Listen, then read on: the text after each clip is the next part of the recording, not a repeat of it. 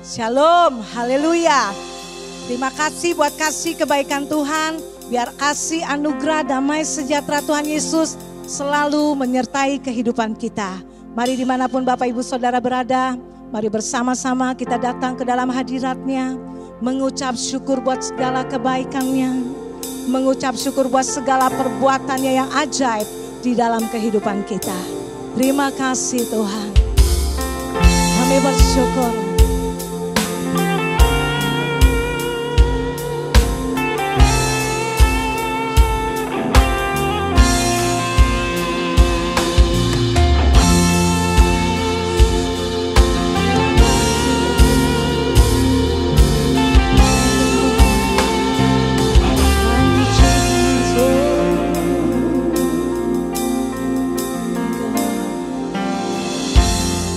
Banyak yang kau perbuat di dalam hidupku, dan jangan indahmu terjadi di hidupku. Bapa yang mengerti segala yang ku perlu, kasih-Mu sempurna nyata dalam hidupku. Ku bersyukur Bapa, ku bersyukur Tuhan buat kasih setiamu di dalam hidupku. Ku bersyukur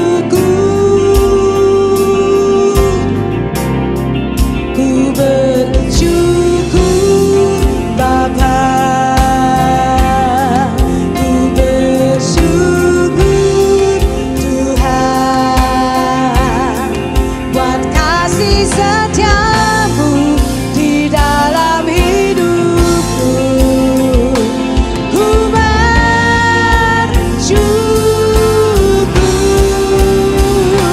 Tuhan.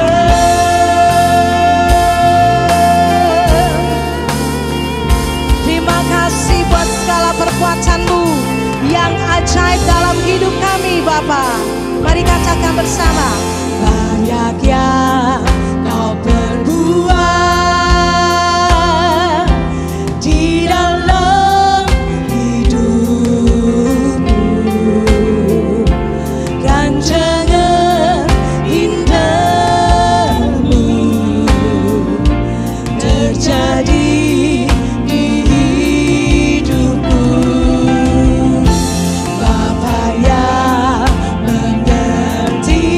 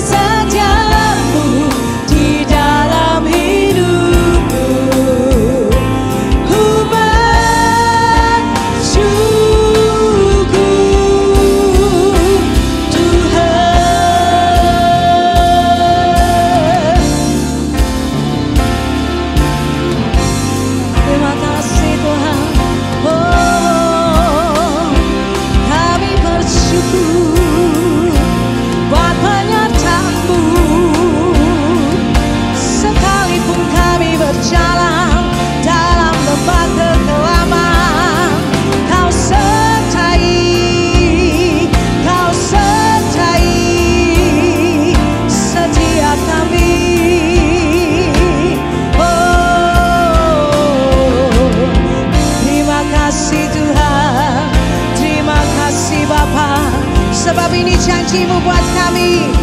Tak ada lembah kelam yang kami lewati tanpa kehadiran-Mu Bapa.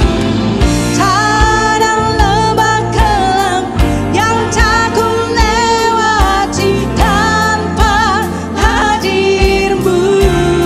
Amin.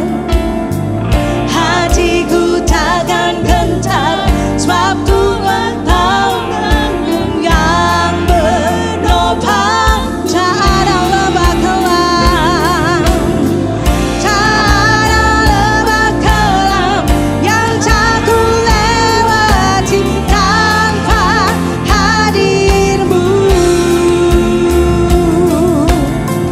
Hatiku takkan gentar sebab ku tahu tangan-Mu yang menopangku. Mari katakan, Kaulah Yesus, Kaulah Yesus, Kaulah Tuhan, hanya Kau ku percaya. Kaulah Yesus, Kaulah Tuhan, harapan hidupku. Ku bersyukur Bapa. Mari angkat tanganmu. Ku bersyukur segenap hati kami Tuhan buat kasih setiamu di dalam hidupku. Ku bersyukur, oh, ku bersyukur Bapa. Ku bersyukur Tuhan buat kasih setiamu di dalam hidupku. Ku bersyukur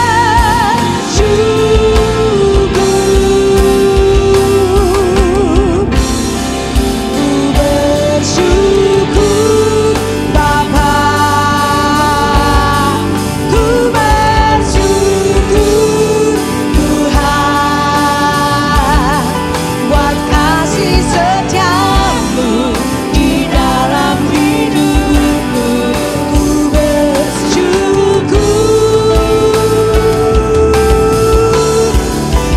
bersyukur Bapa. Ku bersyukur Tuhan buat kasih setiamu di dalam hidupku. Ku bersyukur, ku bersyukur, ku bersyukur,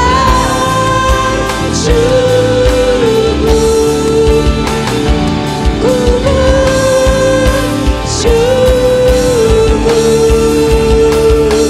Tuhan.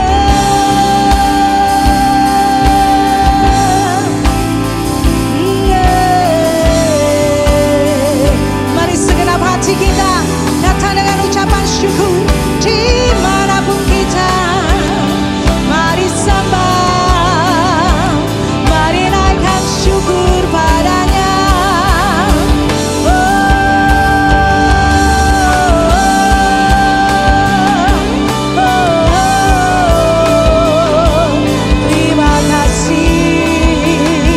Terima kasih Tuhan buat segala kebaikan kasih-Mu, kebaikan anugerah-Mu buat hidup kami. Ora basyana bola base, ora basyana. Terima kasih Tuhan, ya sabar.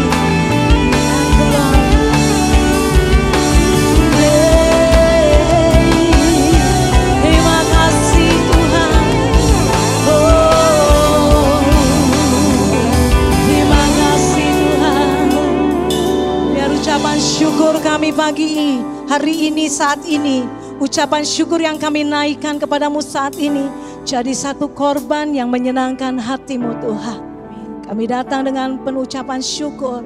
Kami bersyukur buat setiap kasih-Mu, kebaikan-Mu, anugerah-Mu.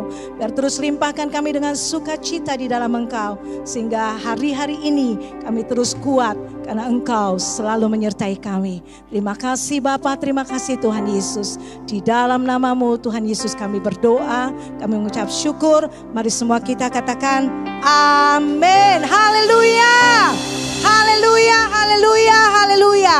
Dia Tuhan pengharapan dalam hidup kita, amin. Firman-Nya terang bagi jalan kita, pelita bagi kaki kita, terang bagi jalan-jalan kita, amin. Perisainya iman di dalam kehidupan kita. Haleluya. Mari katakan bersama.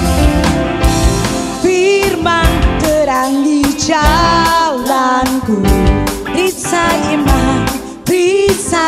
iman di setiap waktu. Lindungiku dari segala, tak pernah diragu, karena Dia bersamaku, setia menjaga dengan kuasa mulia. Hanya di dalam nama-Nya Yesus, Dia sumber pengharapan di sepanjang hidupku. Hanya di dalam kuasa-Nya pasti tersedia kemenangan bagiku selama-lamanya. Haleluya. Kebenaran-Mu membebaskan kami Tuhan, dan beri kekuatan buat setiap kita, amin. Mari katakan. Kebenaran yang bebaskan selalu berikanku kekuatan hadapi segala tantangan. Mari katakan tak pernah ragu, karena Dia bersamaku, setia menjaga dengan kuasa mulia. Hanya di dalam nama-Nya Yesus, Dia sumber pengharapan di sepanjang hidupku. Hanya di dalam kuasa-Nya pasti tersedia kemenangan bagiku selama-lamanya.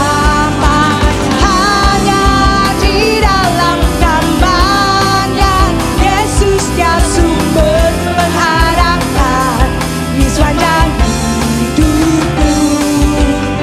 Hanya di dalam kuasa-Nya pasti tersedia kemenangan bagiku selama-lamanya.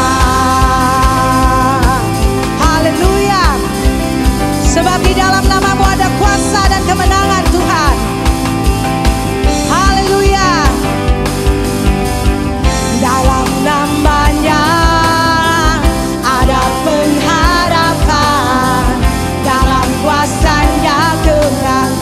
Dalam nama-Nya, dalam nama-Nya ada pengharapan, dalam kuasa-Nya kemenangan. Mari semua. Hanya di dalam nama-Nya Yesus, Dia sumber pengharapan di sepanjang hidupku. Hanya di dalam kuasa-Nya pasti tersedia kemenangan bagiku selama-lamanya. Hanya di dalam nama-Nya Yesus, Dia sumber pengharapan di sepanjang hidupku. Hanya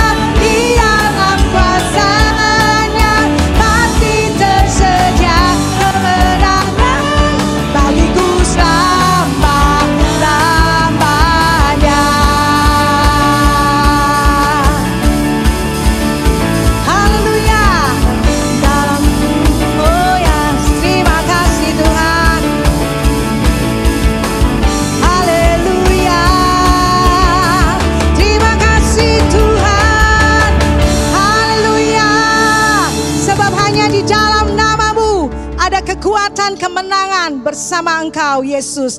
Kami percaya, terima kasih Tuhan, kemenangan demi kemenangan Kau berikan buat kami. Sebab janji-Mu, panggilan hidup setiap kami menjadi orang-orang yang menang, bahkan lebih dari pemenang. Bukan karena kekuatan kami, tapi karena Engkau Yesus yang hidup, Yesus yang besar, yang dahsyat ada di dalam setiap kami.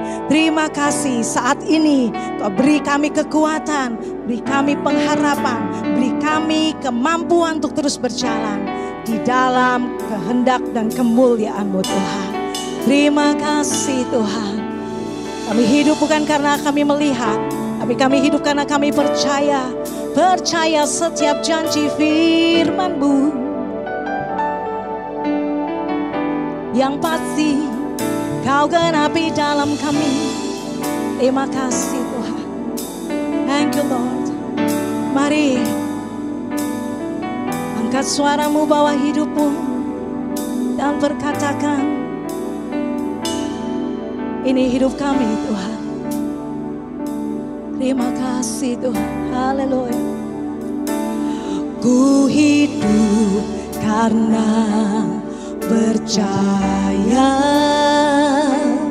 Kau yang berjanji setia, pengharapanku selalu ada di dalam-Mu. Ku tidak akan menyerah meski dalam kesesatan.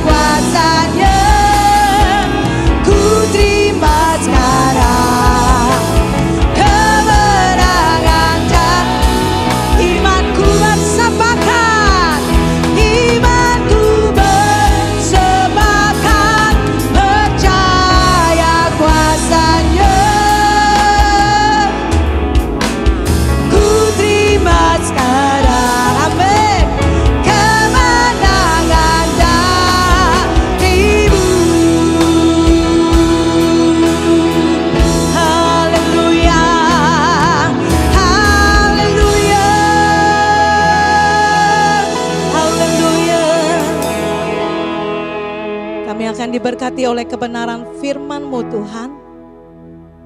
Dan biar setiap kami mempersiapkan hati kami untuk firman-Mu berbicara dalam hidup kami. Waktu dan tempat saya persilakan kepada hamba-Nya.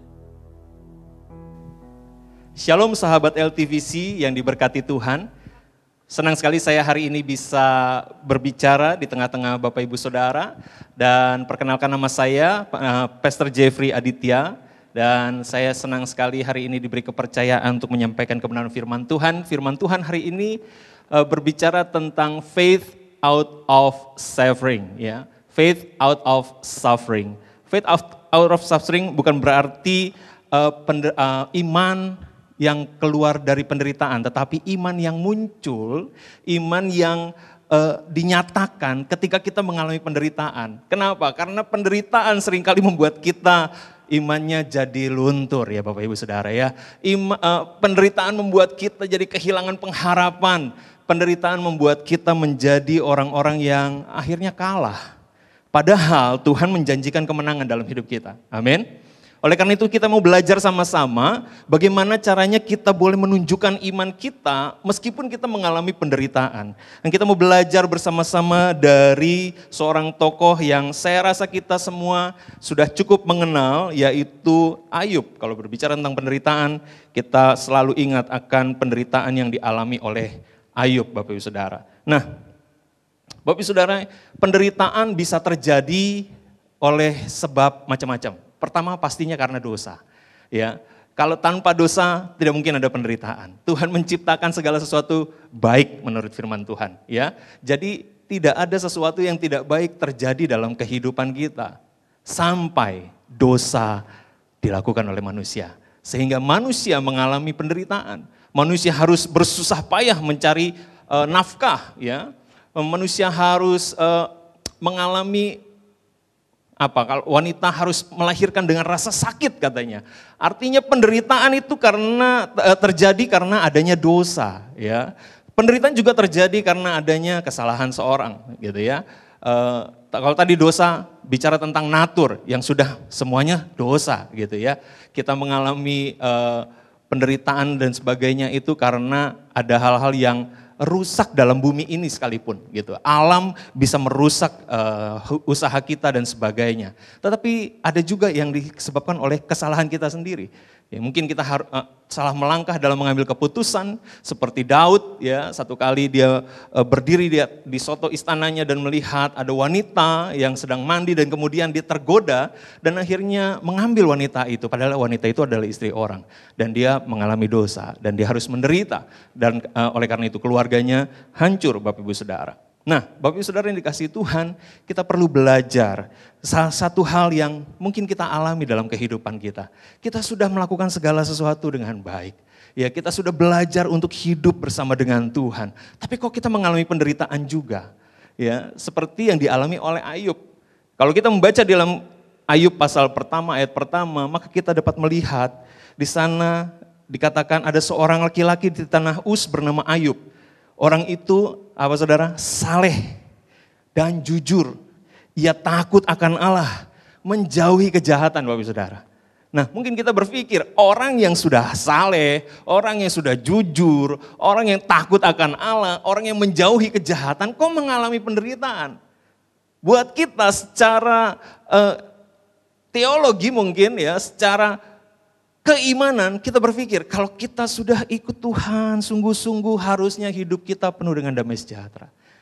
Kalau kita sudah ikut Tuhan sungguh-sungguh seharusnya kita jalannya mulus, betul nggak ya? Kalau kita sudah ikut Tuhan harusnya segala sesuatunya damai sejahtera. Tetapi ternyata enggak. Ayub mengalami penderitaan dan penderitaannya luar biasa. Ya, penderitaan yang dialami Ayub kalau kita membaca di dalam Ayub pasal 1 ayat 13 sampai 19 dan pasal 2 ayat 7 sampai 8 kita bisa melihat bagaimana Ayub kehilangan hartanya dan Ayub kehilangan anaknya. Anaknya mati semua dalam satu hari, Bapak Ibu Saudara. Ya. Dan kalau kehilangan anak itu rasanya kehilangan masa depan, Bapak Ibu. Betul ya? Kehilangan anak itu seperti kehilangan masa depan. Kenapa?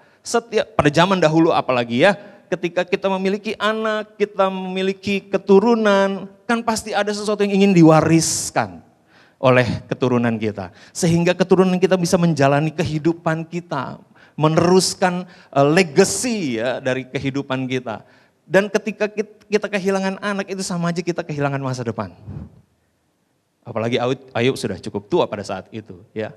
Dan kemudian bukan hanya itu, ternyata bukan setelah kehilangan harta, kehilangan anak, dia justru kehilangan kesehatannya. Dia terancam kematian bahkan. Sampai dia harus garuk-garuk boroknya dan sebagainya dengan beling. Karena dia tidak tahan dengan rasa sakit dan gatalnya. Bapak Ibu Saudara yang dikasihi Tuhan, kita mungkin berpikir, saya sudah ikut Tuhan, udah lama, saya udah setia, saya nggak pernah bolos dari gereja, saya setiap minggu datang, perpuluhan nggak pernah saya telat, dan sebagainya. Kita lakukan kegiatan keagamaan kita lakukan segala kewajiban agamawi kita, tapi kok kita masih mengalami penderitaan. Nah ini yang disebut misteri dalam penderitaan. Kita nggak tahu sebabnya apa, kita nggak tahu mengapa semuanya terjadi. Tetapi saya mau beritahu seperti ini Bapak Ibu Saudara. Ketika kita mengalami penderitaan, sebenarnya penderitaan adalah ladang terbaik untuk menuai iman. Amin.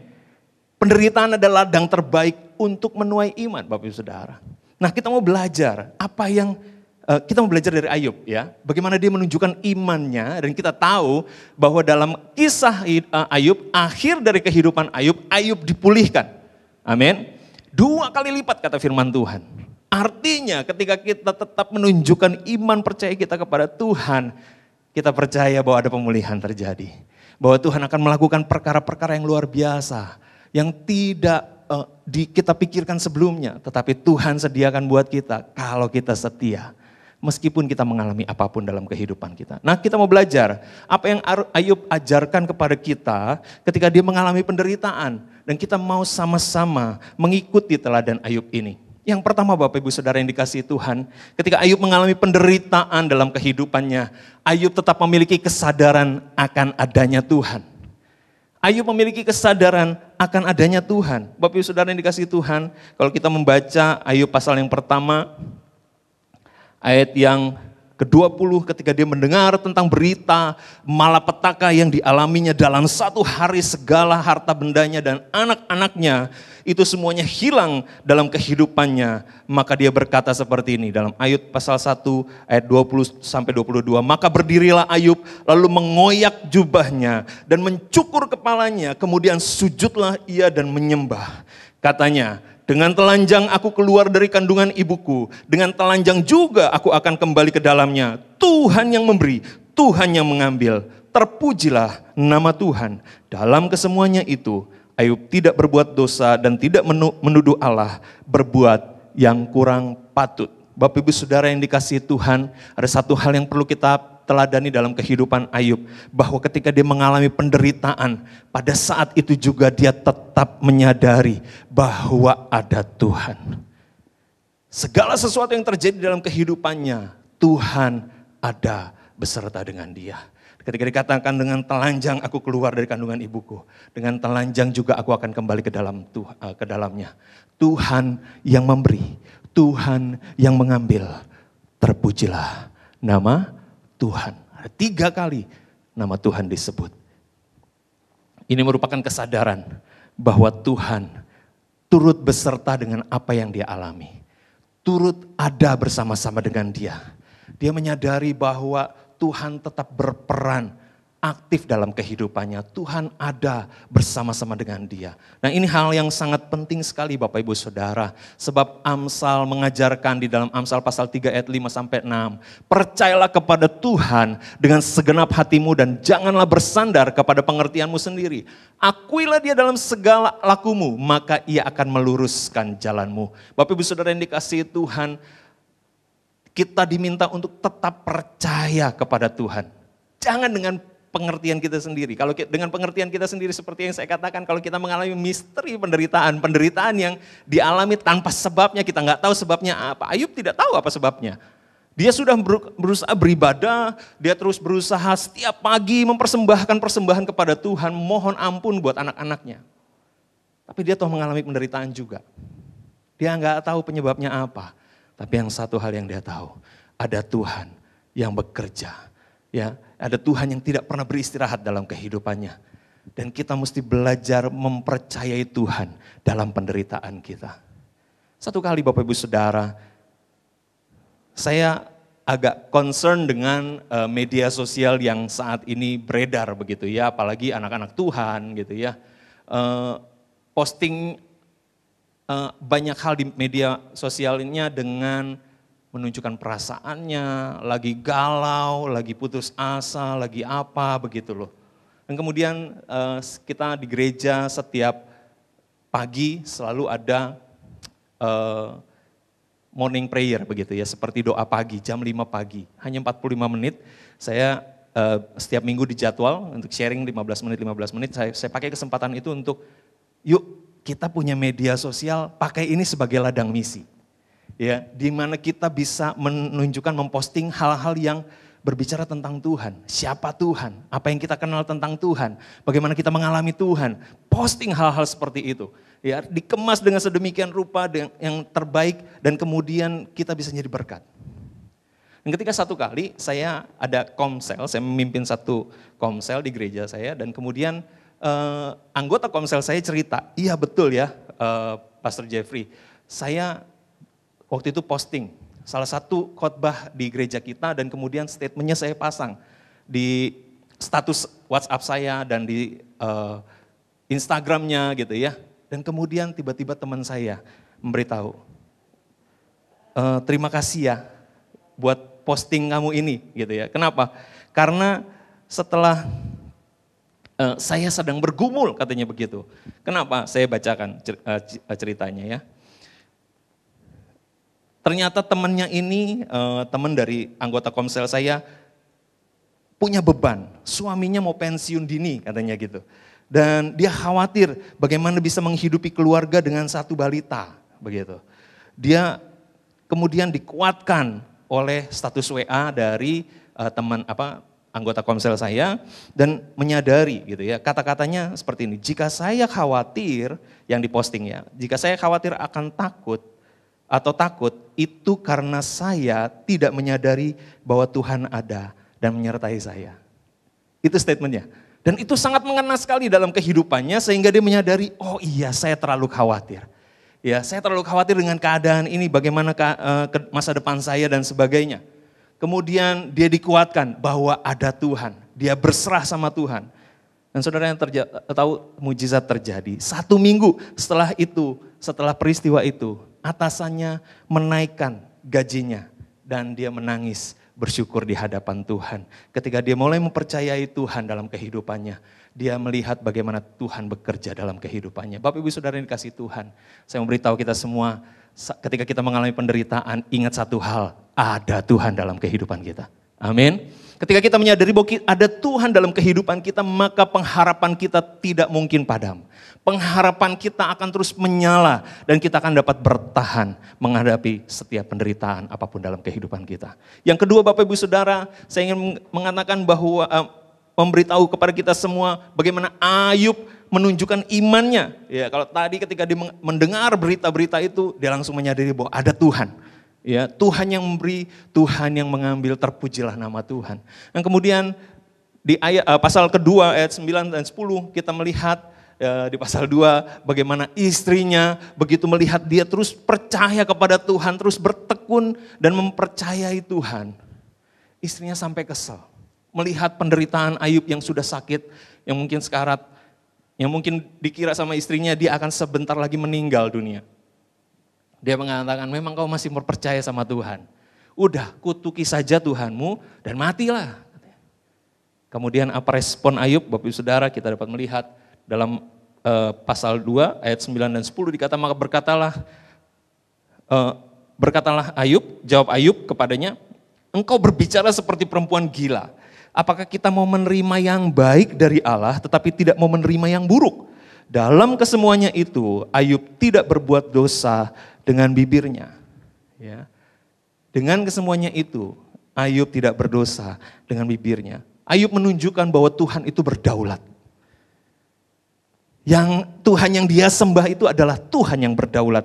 Ya, Ayub mengatakan kita mau terima yang baik aja dari Tuhan, nggak mau terima yang buruk, kita nggak fair banget sama Tuhan, maksudnya gitu. Ya, kita pengen yang baik aja dari Tuhan. Ketika kita dapat yang buruk, komplain sama Tuhan, marah sama Tuhan, dan sebagainya. Kita bahkan ngancem Tuhan. Kalau Tuhan nggak berkati saya nggak mau lagi percaya sama Tuhan. Padahal ketika kita melakukan itu yang rugi kita. Yang rugi kita sendiri gitu ya. Karena Tuhan tetaplah Tuhan, kita disembah atau tidak kita sembah, dia tetap Tuhan Bapak Ibu Saudara.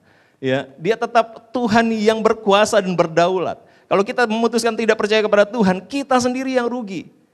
Karena kita keluar dari perlindungannya Tuhan. Kita berontak kepada Tuhan. Tetapi saya mau katakan, percayalah Tuhan kita Tuhan yang berdaulat. Amin. Dia Allah yang memegang kendali segala keadaan kita.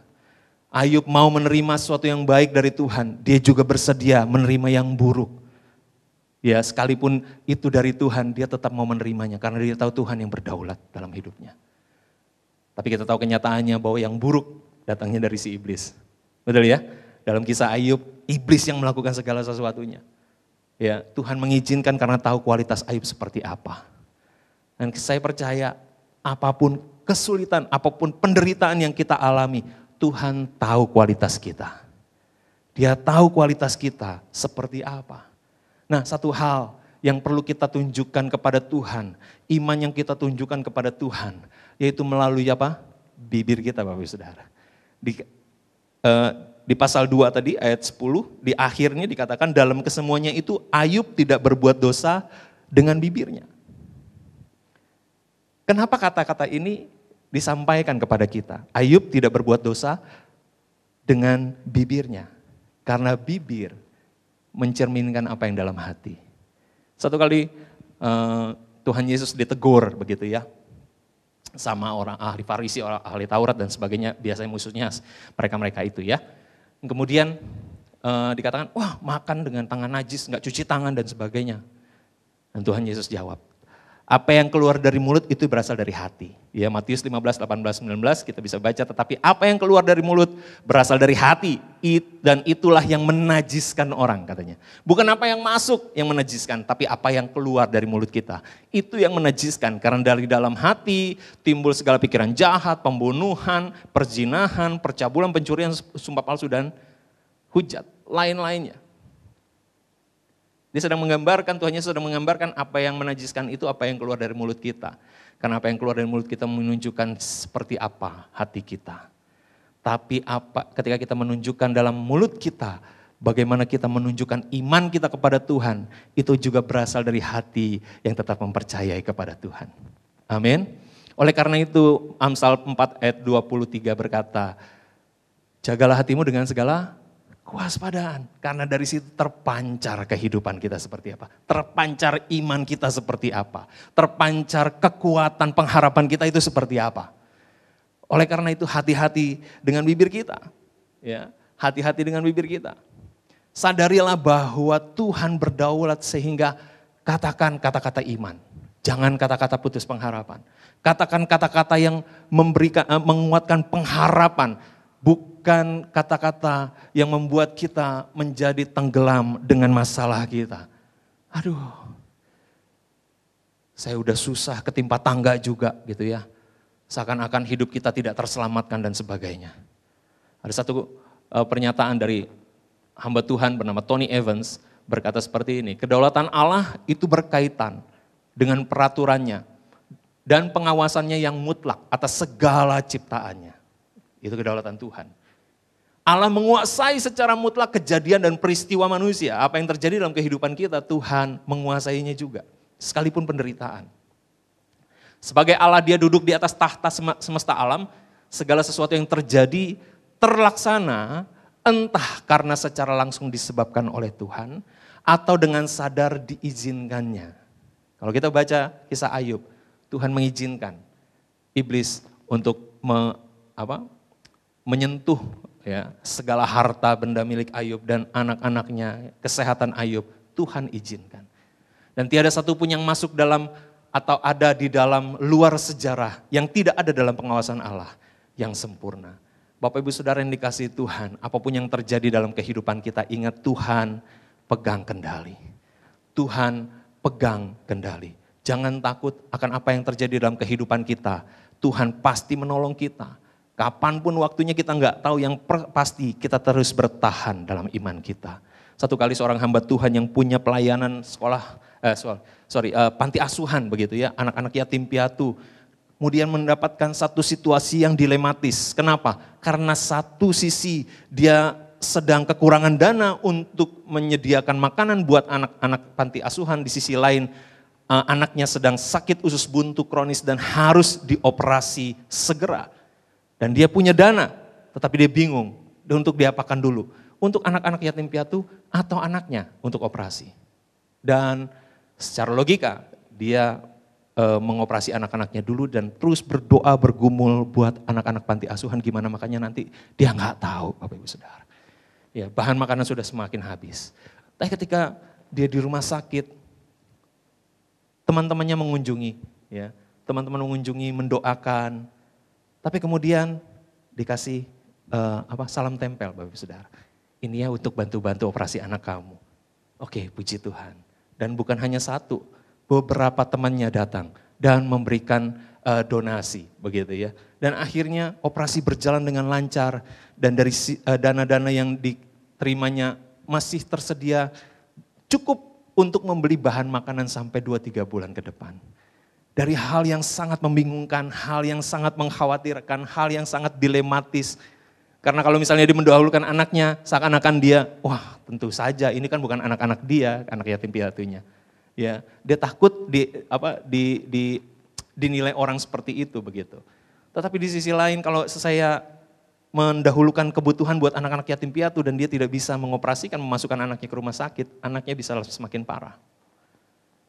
Tapi ketika kita memutuskan sesuatu, dalam doa kita tahu Tuhan memegang kendali. Dia memberkati kita dengan cara-caranya yang ajaib. Amin Bapak Ibu Saudara. Jadi tetaplah percaya bahwa Tuhan itu berdaulat dalam kehidupan kita.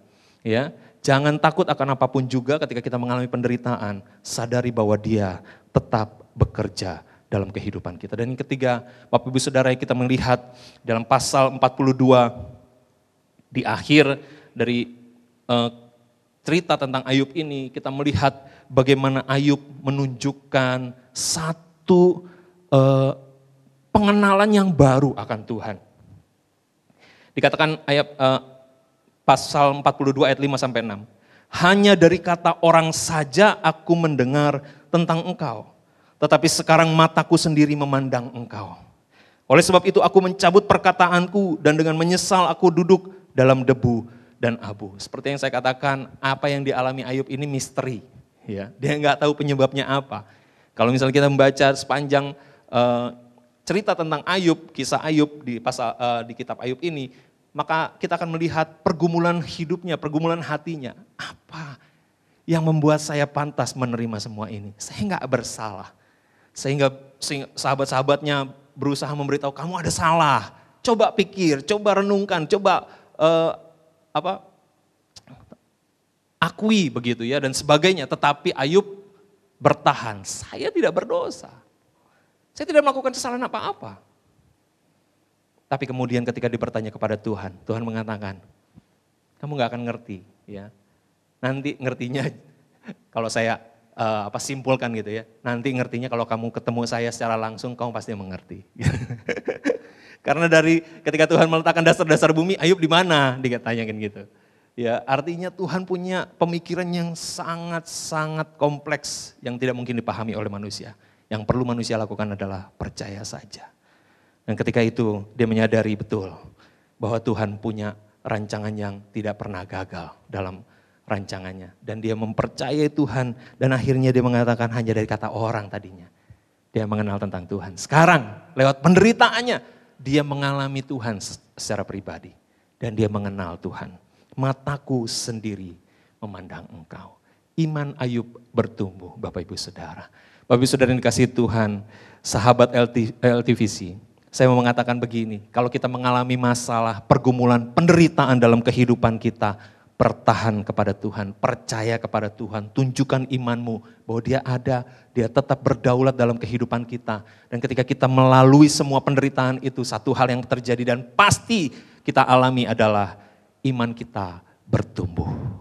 Tidak ada segala sesuatu yang terjadi tanpa Tuhan turut campur di dalamnya. Maksudnya tanpa Tuhan memegang kendalinya.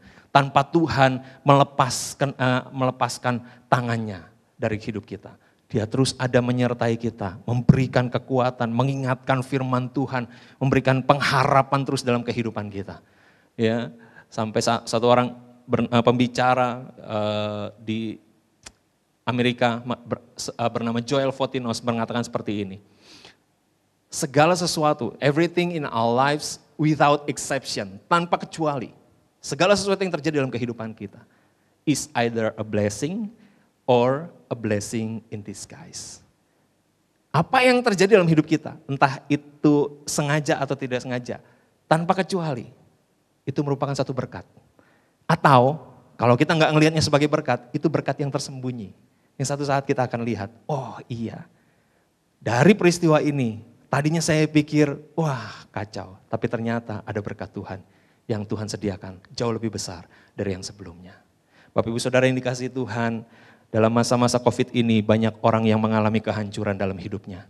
Ya, banyak orang mengalami masalah. Teman saya punya WO, ya, wedding organizer gitu ya. Kita tahu sendiri ketika masa COVID semuanya ditutup, nggak boleh bikin acara rame-rame. Dan dia harus menutup usahanya. Rumah, dia punya pinjaman buat usahanya dan tidak bisa bayar. Dia harus jual mobil, dia harus menyerahkan rumahnya kepada bank. Karena rumahnya dijadikan jaminan. Dia harus ngontrak ke tempat lain. Dan dia harus hidup, berusaha, mencari cara yang lain. Tapi yang luar biasa Bapak Ibu Saudara, dengan kesetiaannya, dia berjumpa dengan orang dan kemudian orang ini ingat, wah ini saya pernah kenal ya, bapak ini, ibu ini. Kemudian dia mengajak untuk, Pak mau gak usaha, jualin produk saya. Dia punya produk Bapak Ibu Saudara, kardus begitu ya. Lihat pabriknya dan sebagainya, akhirnya jadilah dia distributor. Dan ketika jadi distributor, Tuhan berkati. Ya, Tuhan berkati. Bukan hanya itu, dia dipercaya untuk menyediakan alat-alat makan untuk PON di Papua. Dan setelah itu sekarang dipercayakan kepada satu yang jauh lebih besar lagi. Itu karena apa? Karena dia tetap percaya Tuhan tidak meninggalkan mereka. Mereka pelayan Tuhan, mereka takut akan Tuhan, mereka terus setia dalam pelayanan. Mereka terus setia dan memberikan yang terbaik dalam segala hal yang dipercayakan dalam hidup mereka. Dan mereka tetap percaya Tuhan. Dan ketika mereka melihat, wow, luar biasa ya. Dari hal yang kecil, saya punya pengalaman. Saya jadi bisa ngitung ketika dapat order yang begitu besar, saya bisa tahu saya butuh berapa orang, berapa lama saya bisa mencukupi kebutuhan itu dan sebagainya. Gitu. Kalau saya nggak pernah ngalamin sebelumnya untuk menyediakan alat-alat makan di PON, saya nggak tahu gimana berikutnya, katanya begitu. Saya percaya. Segala sesuatu yang terjadi, meskipun kita harus mengalami penderitaan terlebih dahulu, di balik segala sesuatunya ada pemulihan. Dan itu terbukti dalam kehidupan Ayub, bagaimana dia dipulihkan 2 kali lipat kata firman Tuhan. Dan saya percaya kita pun akan mengalami hal yang sama ketika kita menunjukkan iman, ketika kita mengalami penderitaan. Tuhan Yesus memberkati kita semua. Mari kita datang kepada Tuhan. Bapa di dalam surga, terima kasih buat kasih karunia-Mu. Waktu yang kau berikan, kesempatan yang kau berikan untuk kami boleh mendengar firman Tuhan. Engkau memberkati setiap sahabat LTVC dimanapun berada saat ini Tuhan.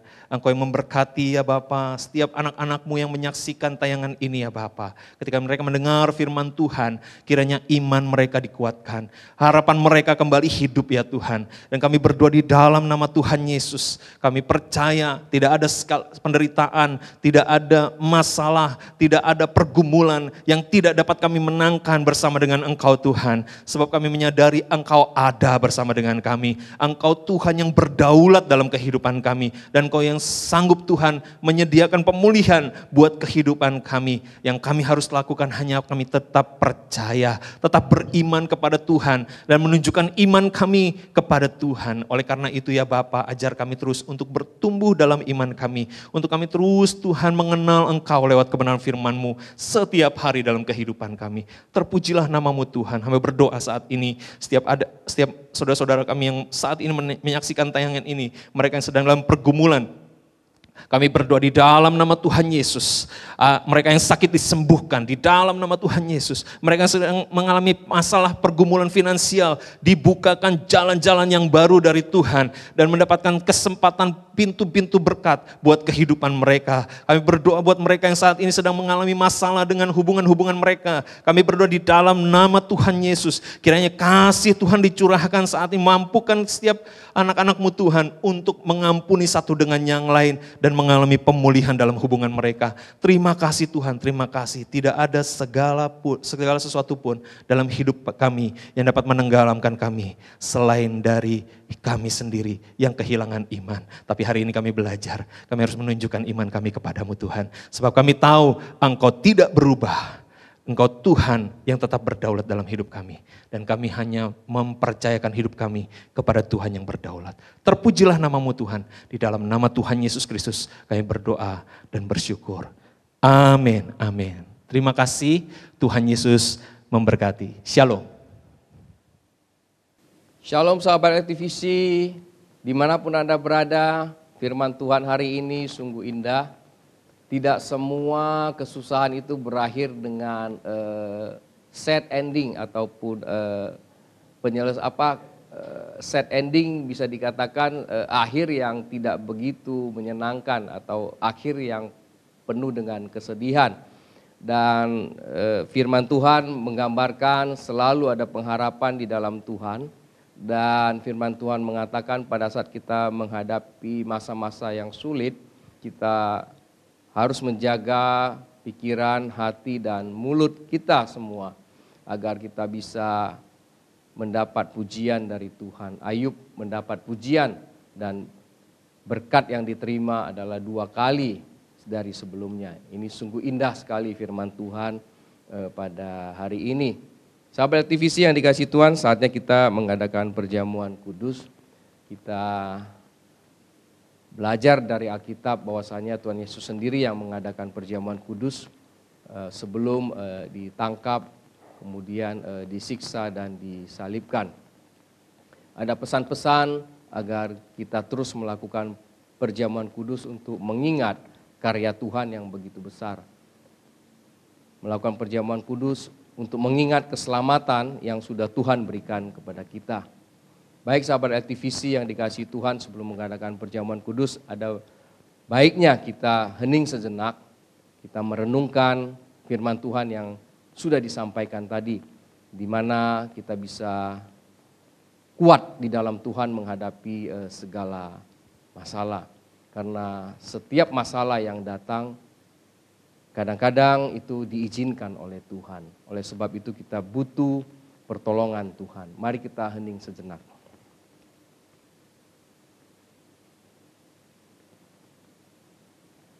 Baik sahabat aktivisi, tentunya kita bisa lebih peka dan mengerti bahwa setiap persoalan itu datangnya sumbernya dari mana. Itu penting buat kita. Baik sahabat aktivisi, kita angkat roti. Sebab apa yang telah kuteruskan kepadamu telah kuterima dari Tuhan. Yaitu bahwa Tuhan Yesus pada malam waktu ia diserahkan mengambil roti. Dan sesudah itu ia mengucap syukur atasnya. Ia memecah-mecahkannya dan berkata, inilah tubuhku yang diserahkan bagi kamu. Perbuatlah ini menjadi peringatan akan aku. Bukankah roti akan kita pecah-pecahkan ini merupakan persekutuan dengan tubuh Kristus? Amin. Mari kita makan bersama-sama. Dalam nama Tuhan Yesus.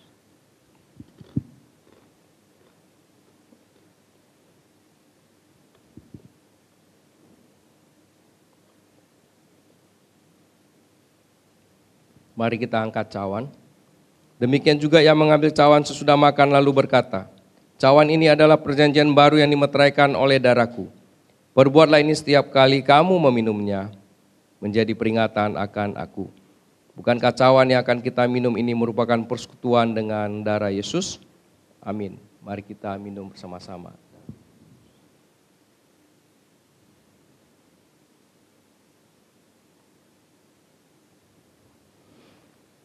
Sahabat LTVC yang dikasihi Tuhan, di 1 Korintus 11 ayat 26 berkata, sebab setiap kali kamu makan roti ini dan minum cawan ini, kamu memberitakan kematian Tuhan sampai ia datang.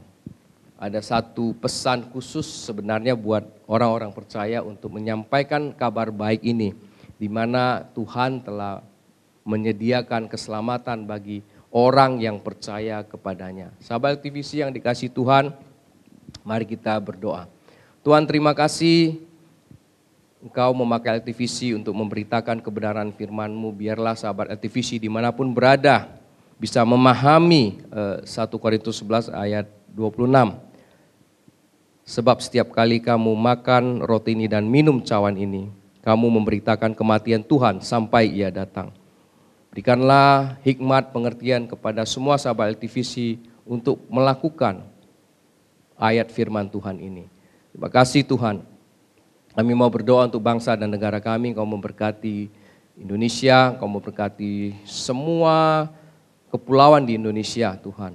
Agar Indonesia berada dalam keadaan aman, damai, dan sentosa. Semua warganya bisa menerima pelayanan-pelayanan yang diberikan oleh pemerintah Tuhan. Kau memberkati Presiden sampai jajaran paling bawah di tingkat RT Tuhan. Kau berikan hikmat pelayanan agar bisa menyenangkan warga Indonesia Tuhan. Agar bisa membangkitkan semangat warga Indonesia untuk cinta negara Tuhan.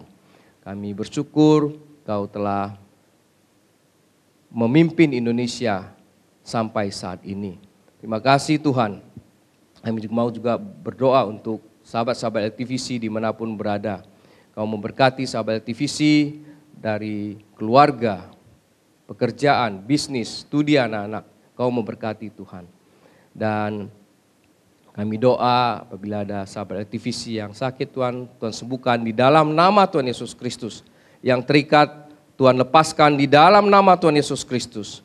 Akhirnya Tuhan kami akan berdoa untuk mengakhiri ibadah kami. Sahabat LTVC dimanapun berada, arahkan hatimu kepada Tuhan dan angkatlah kedua belah tanganmu. Terimalah berkat, rahmat, anugerah dari Allah Bapa melalui anaknya yang tunggal, Yesus Kristus.